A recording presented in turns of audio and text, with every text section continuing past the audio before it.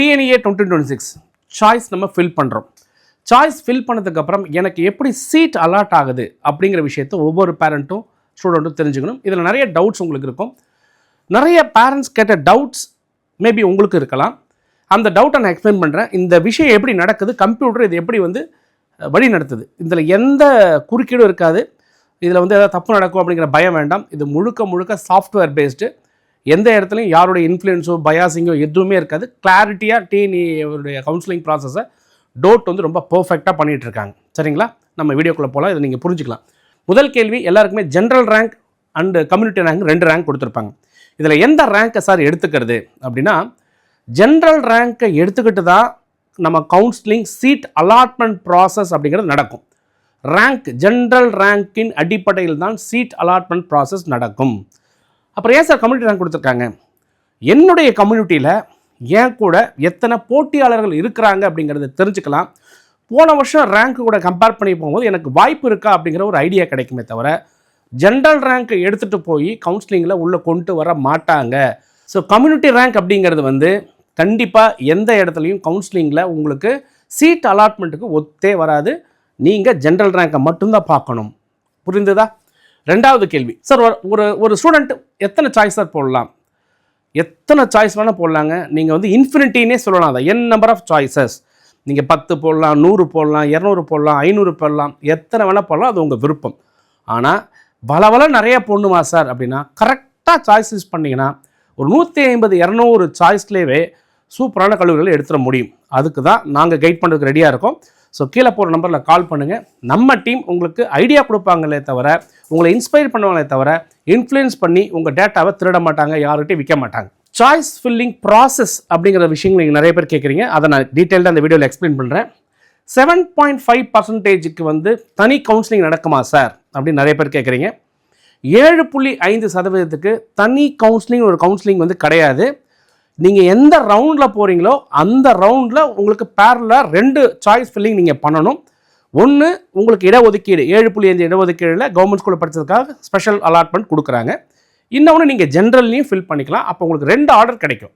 இந்த 2 ஆர்டரில் நீங்கள் பிடிச்ச மாதிரி 7.5% ஃபில் பண்ண காலேஜ் உங்களுக்கு கிடச்சிருச்சுன்னா போய் சேர போகிறீங்க, ஃப்ரீயாக படிக்க போகிறீங்க.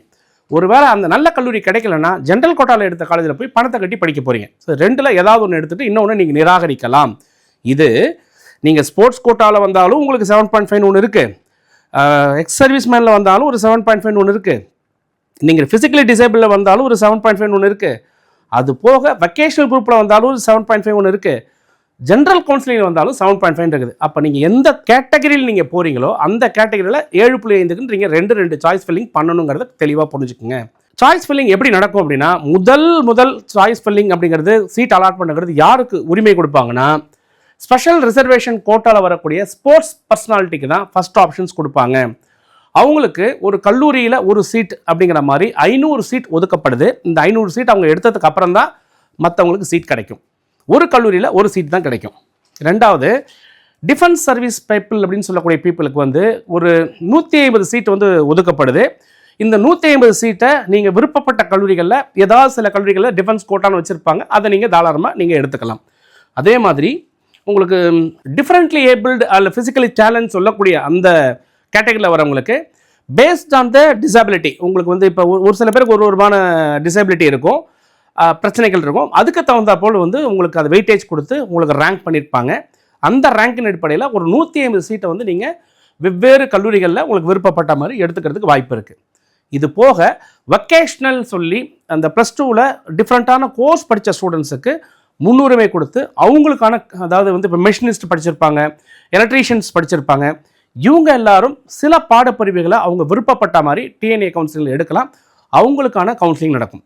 இவங்க எல்லாரும் எடுத்ததுக்கு போக மீதமுள்ள சீட்டை தான், அதாவது ஏற்கனவே சொன்ன மாதிரி அந்த 500 சீட்டு ப்ளஸ் இவங்களுக்கு ஒரு 150 சீட்டு, இவங்களுக்கு ஒரு 150 சீட்டு ப்ளஸ் வெக்கேஷன் சீட்டெல்லாம் போனதுக்கப்புறம் மீதமுள்ள சீட்டை தான் யார் எடுக்க போகிறா? நம்ம, அதாவது ஜென்ரல் கவுன்சிலிங் லெவலில் எல்லாரும் எடுக்க போகிறோம். இதுதான் கவுன்சிலிங்கோடைய ப்ரொசீஜர்.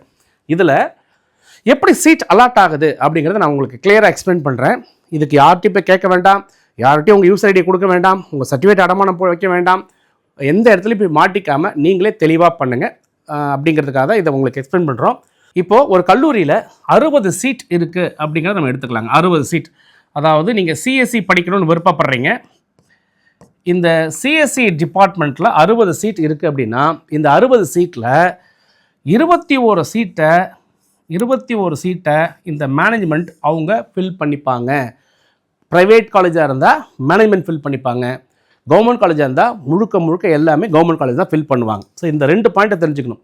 ஒவ்வொரு கல்லூரியிலும் ஒரு பாடப்பிரிவுக்கு 60 சீட் அப்படின்னா சிஎஸ்சி டிபார்ட்மெண்ட்லேயே ABCDEFGH எல்லாம் வச்சுருப்பாங்க. அப்போ ஒவ்வொரு ஏவுக்கு 60 பிக்கு 60ன்னு சொல்லி அத்தனை சீட்ஸ் இருக்கும். நிறைய கல்லூரிகளில் பண்ண பெரிய தப்பு போன வருஷம் என்னென்னா, இந்த மாதிரி கம்ப்யூட்டர் சென்டரில் நிறைய கோர்சஸ் ஆரம்பித்ததுனால தான் இன்றைக்கி அந்த டிமாண்ட் சப்ளை ரேஷியோ மாட்டிக்கிச்சு, ஜாப் பிரச்சனைலாம் வந்தது. அதனால தான் திருப்பி சொல்கிறோம், நீங்கள் இந்த வருஷம் கோருக்குள்ளே மாறுங்க அப்படிங்கிற ஒரு பாயிண்ட் சொல்கிறோம். எனிவே இந்த 60 சீட்டில் 21 சீட்டு மேனேஜ்மெண்ட் ஆகிடுச்சா? மீதம் எத்தனை இருக்குது? மீதம் வந்து உங்களுக்கு ஒரு 39 சீட் இருக்குது. கரெக்டுங்களா? இந்த 39 சீட்டை தான் நம்ம எங்கே கொண்டு வரோம்? கவுன்சிலிங்கில் கொண்டு வரோம்.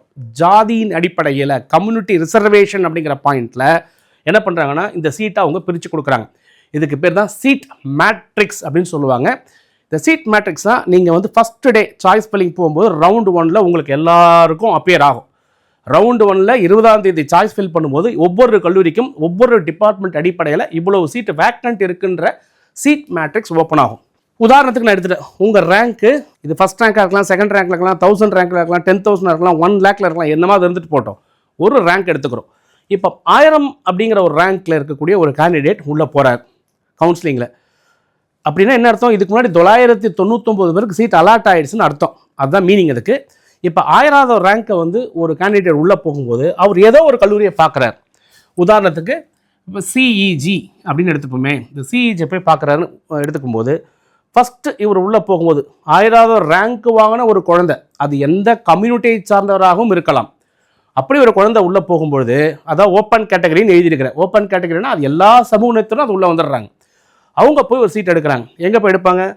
அவங்க கம்ப்யூட்டர் சயின்ஸ் சிஇஜியில் கம்ப்யூட்டர் சயின்ஸ் எடுத்தாங்கன்னா இந்த 12 அப்படிங்கிற சீட்டை அவர் எடுத்துடுறாரு. அப்போ இங்கே என்ன ஆகிடும்னா 11 சீட் அப்படிங்கிறது வந்துடும். அதே மாதிரி அடுத்தது 1001 போகிறாங்க. 1001ன்னு போடுறவங்க இதே காலேஜ் எடுக்கணும்னு அவசியம் இல்லை, வேறு காலேஜ் போய் எடுப்பாங்க. 1002ன்னு போடுறவங்க திருப்பி வராங்க, ஆனால் அவங்க வந்து ஒரு எஸ்சி வகுப்பை சார்ந்தவராக இருக்காங்க. இவங்க என்ன விருப்பம் தெரிவிக்கிறாங்கன்னா சிஇஜியில் போய் விருப்பம் தெரிவிக்கிறாங்க. அப்போ போய் பார்க்கும், சிஇஜியில் 3ஆவதாக ரேங்க் போகிறது வந்து போய் பார்க்குறாங்க. அவருக்கு வந்து கம்ப்யூட்டர் சயின்ஸ் வேணும்னு அவர் கேட்குறாரு. இந்த கம்ப்யூட்டர் சயின்ஸு இந்த 11 அப்படிங்கிற இந்த நம்பர் மாறி 10 அப்படின்னு ஆயிரும். ஏன்னா ஓசி கேட்டகரியாக இருந்தாலும் எஸ்சி பிரிவில் வரக்கூடிய ஒரு மாணவருக்கு சரியான தகுதி இருக்கிறதுனால அவர் ரேங்கின் அடிப்படையில், இதுதான் தகுதியின் அடிப்படையில் அவருக்கு எங்கே போய் சீட் அலாட் ஆகுது? ஓப்பன் கேட்டகரியிலேயே அலாட் ஆகிடுது. இந்த மாதிரி தொடர்ந்து வரக்கூடிய நம்பர்ஸ் எல்லாம் எடுத்துக்கிட்டே போகிறாங்க. தொடர்ந்து 1 2 3 4 5 6 வெவ்வேறு பிரிவுகள் எடுத்த போது 10 பேர் எடுத்து முடிச்சிட்டாங்கன்னா இது என்னவா மாறும் அப்படின்னா, இந்த காலம் டோட்டலாக முடிஞ்சு போய் 0 அப்படின்னு காமிக்கும். அப்போ என்ன ஆயிடுச்சு?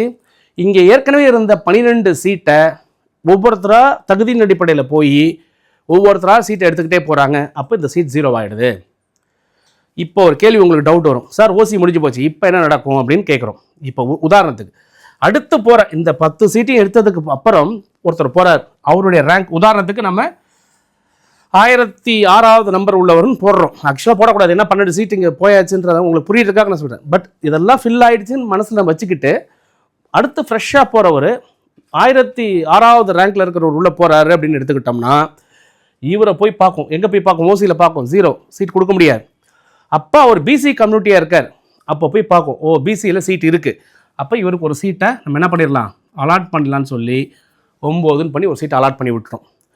அதே 1007வது ஒரு ஆள் போகிறாருன்னு வச்சுக்கோங்க. இந்த 1007வது போகிற ஆள் ஒரு வேளை எஸ்சி வகுப்பை சார்ந்தவராக இருக்கிறாங்க அப்படின்னு எடுத்துக்கிட்டோம்னா அப்போ போய் மறுபடியும் பார்க்கும். அதே காலேஜில் போய் பார்க்கும், என்ன பண்ணுறோம், எஸ்சியில் சீட் இருக்காங்கன்னா டைரெக்டாக எஸ்சிக்கு போயிடும். எஸ்சியில் இருக்கிற சீட்டு ஒரு சீட்டை காலி பண்ணிவிட்டு அவருக்கு 5 அப்படின்னு கொடுத்துரும். ஒரு சீட் குறைஞ்சி போச்சா?